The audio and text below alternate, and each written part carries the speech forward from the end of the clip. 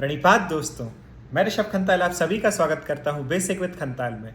दोस्तों, आज की वीडियो हम डिस्कस करेंगे कि जो एयर कंडीशनर या एसीज पे आपने देखा होगा कि 1 टन का एसी 1.5 टन का एसी है, उसका मतलब क्या होता है। दोस्तों, उससे पहले समझते हैं कि कल मैंने एक वीडियो डाली थी वॉशिंग मशीन की कि वॉशिंग मशीन के पर जो केजी रहता है उसका क्या मीनिंग रहता है। तो एक इंटरेस्टिंग क्वेश्चन आया मेरे पास कि कैसे पता लगाएं कि वॉशिंग मशीन की कैपेसिटी और कपड़ों का एक आइडिया कैसे लें।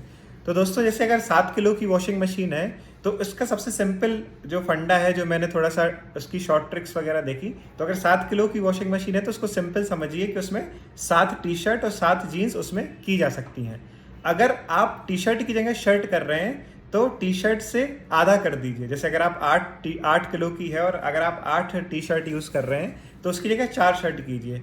और जीन्स और अगर ट्राउज़र की बात है तो उसमें आप ट्राउज़र को डबल कर दीजिए।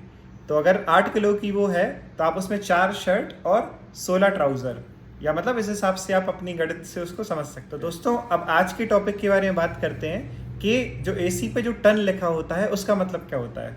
दोस्तों, क्या होता है कि हर बिजनेस की एक अपनी टर्मिनोलॉजी होती है। तो जो एसी के जो टेक्नीशियंस होते हैं, जिनको HVA फील्ड में बोलते हैं, जो एयर कंडीशनिंग की इंडस्ट्री में डील करते हैं, तो उसमें जो कूलिंग कैपेसिटी है वो टन यूनिट में मेजर करते हैं। एक्चुअली जो टन या टनेज जो यूनिट है that is a British thermal unit, और ब्रिटिश जो ऐसा यूनिट सिस्टम होता है उसमें कूलिंग कैपेसिटी को हम BTU यानी ब्रिटिश थर्मल यूनिट में मेजर करते हैं। और मैं आपको बता दूं कि जो 1 टन की वैल्यू होती है दैट इज़ नियरली 12,000 BTU। ठीक है, तो इस वजह से आप नहीं तो बहुत उसमें ये रहता है कि 1 टन में अगर हम इंडियन उसमें मैट्रिक सिस्टम की बात करते हैं तो 1 टन का मतलब होता है 10 क्विंटल, जो कि 1000 किलो के लगभग होता है। तो कभी कभी ऐसे अगर एकदम एग्जैक्ट आपको मीनिंग पता नहीं हो तो ये लगता है कि मतलब इतना किलोग्राम का एसी तो है नहीं, फिर ये 1 टन 1.5 टन या 2 टन का मतलब क्या है। तो दोस्तों, ये थर्मल यूनिट के हिसाब से है जो कूलिंग कैपेसिटी को मेजर करता है। और अगर आपको अपने रूम के हिसाब से अगर आपको पता लगाना है कि कितने टन का एसी आपके रूम को सूट करता है, तो आप सबसे बढ़िया इसका चीज़ है कि आप स्क्वायर फुट से जाएं।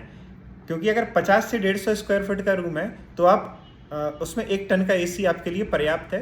बाकी बहुत सारे फैक्टर्स होते हैं जिन पे डिपेंड करता है कि जैसे मैंने ये आपकी ब्लू स्टार की वेबसाइट देखी। ब्लू स्टार की वेबसाइट पे मैं देख रहा था कि कैसे मेजर करते हैं कि कितने टन का एसी लगाया जाए। तो आप ये देख सकते हैं कि इसमें लेंथ, ब्रेड्थ और डायमेंशंस हैं, फिर विंडोज़ की साइजेस भी हैं। ठीक है, कौन सी सिटी में आप रहते हैं, कौन सा जोन है, ये सारी चीज़ें उसमें रहती हैं। प्लस डिपेंड करता है कि अगर आप ऑफिस में रह रहे हैं तो ऑफिस में क्या है कि नंबर ऑफ़ पीपल जो है वो ज़्यादा होते हैं, तो इसलिए ऑफिस हो गया, रेस्टोरेंट हो गया या क्लब हो गया, तो इनमें जो एसी की कैपेसिटी है वो ज़्यादा चाहिए। और घरों में भी क्योंकि क्या है कि उतना अच्छा प्रॉपर इंसुलेशन नहीं रहता है, जिस वजह से जो एसी की जो कैपेसिटी है वो थोड़ी सी ज़्यादा चाहिए होती है। तो दोस्तों, अगर आप ये टन वाले कॉन्सेप्ट को अगर आप समझ गए तो आप क्लियरली समझ जाएंगे कि कितने टन का एसी कौन से रूम में है।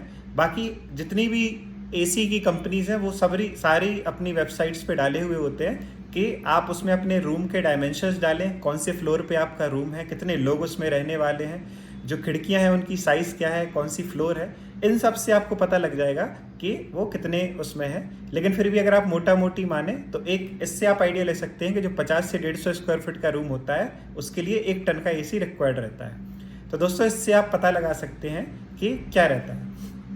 तो दोस्तों, आज की वीडियो में इतना ही। मिलते हैं अगले वीडियो में एक ऐसे ही इंटरेस्टिंग टॉपिक के साथ जो हम डेली देखते हैं बट ध्यान नहीं जाता। ओनली ऑन बेसिक विद खंताल। Till then, happy learning.